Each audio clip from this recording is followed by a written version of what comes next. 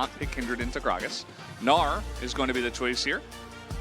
And, I mean, you would expect the Gragas to go mid, but we'll see. Maybe they do flex it, pick something else to go into the Veigar. Ooh, they're going to play Maokai here.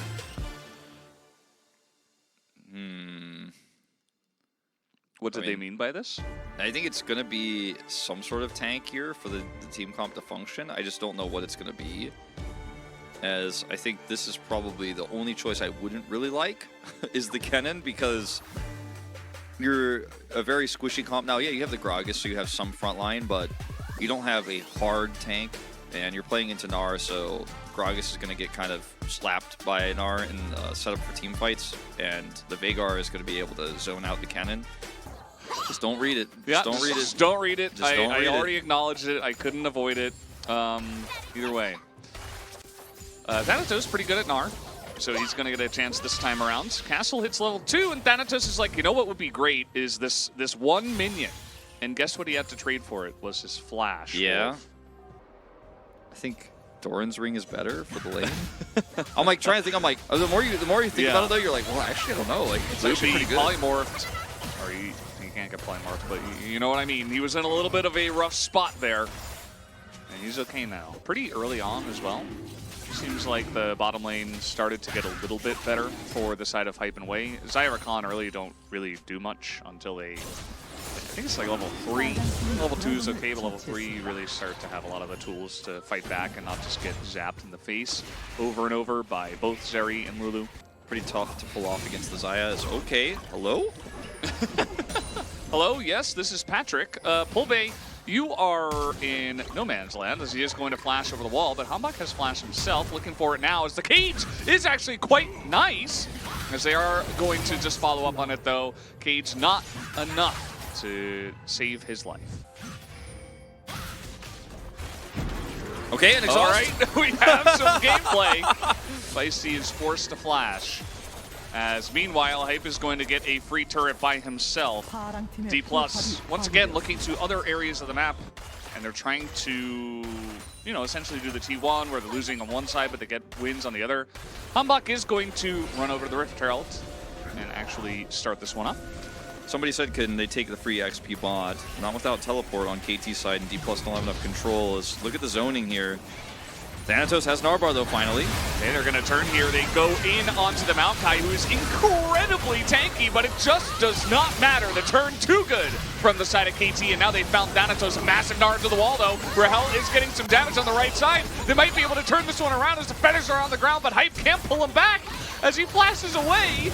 And so many low health bars here, but Rahel should be able to clean up one as Feisty comes back in and picks up the kill on Zeri. Yeah, the Rift Herald getting involved here as well, as Hype is able to narrowly escape, and then they have a great turn here onto Rahel, and the one moment could have been a different fight for sure. So nice zoning here as we are going to be caught by the cage. Hambach there was invisible for a little bit, but they do catch him as he will have to flash away. It looks like this Ocean Drake should go into the hands of DK. And Feisty's playing excellently as well, so it is going to be difficult, but I feel like KT are putting themselves in a good position to not be too far behind going into that mid to late game. And they're just going to do Baron. Yeah, they're ahead, so... And their turn is like S tier, right? So if you're DK and you try to get in this pit, it's not going to be easy. Yeah, speaking of, I mean, they are going to try to force their way through this choke where there is vision, and they're way too late. KT not able to punish that, unfortunately, as they just let it go. Spicy doesn't have teleport. Let's see what else they can get, though, with this Baron buff. Maybe an additional turret would even things out. Feisty, where are you going, buddy? Okay, he's going to flash to his team. He's actually totally fine. Just an excellent bait as he turns it around. Does get his team into a really rough spot, though, as in they go, and he dies immediately. Lucid is supposed to be the tank, but he is falling apart like paper. Hiding out, you have cages on the ground, Zeri's run around, you cast Maokai ultimate, you are casting Qs, you're keeping away the engage of KT, not burning Aftershock and then going in after without it into Xayah with feathers on the ground. That is not how you play the fights out, and I think Lucid got a little bit happy there at the end. As Thanatos is, I guess he's just dead here. He does have Mega Gnar, and he's trying to run this one out, but there are even two more members behind Feisty and Hambach who are also chasing this, which maybe they shouldn't be. But yeah, Thanatos will eventually die. They will get this kill, and that, for one thing, is sure. Yeah, actually goes over to Hambach, because it looks like Feisty couldn't queue one additional time, but still, get to that death cap. At the timing he will get at this game if it goes there. The problem is they're so far behind in every other regard that these two items feel useless. He has a stopwatch as well now, which will make him likely to survive longer in a team fight. But Lucid. All right, and he goes as a ton of damage being done on the front line, and a massive flank comes in from Castle. He gets the huge Maelstrom bomb to everybody as down they go, and DK are completely wiped. Pulbay does get a nice cage, and he may survive, but he doesn't look very long for this world as Castle comes around again with another flank onto him, and I think it should be game. There's just only one person left, and they can just push it in. Yeah, that should be the game. KT with a 2-0 win here. It looks like Thanatos trying to stop this from behind. Stopwatch used. I mean, he's not able to defend, though, so... Yeah, he's not really going to get there for it, and he's not able to get it back in. So the damage is going to be done here. We do have a spawn onto Luffy, but he is Lulu, as this game will be done at 27.5 minutes. Nexus is down. KT are up 2-0 and are on match points. It's gonna have to be a mid-vote for me, Valdez.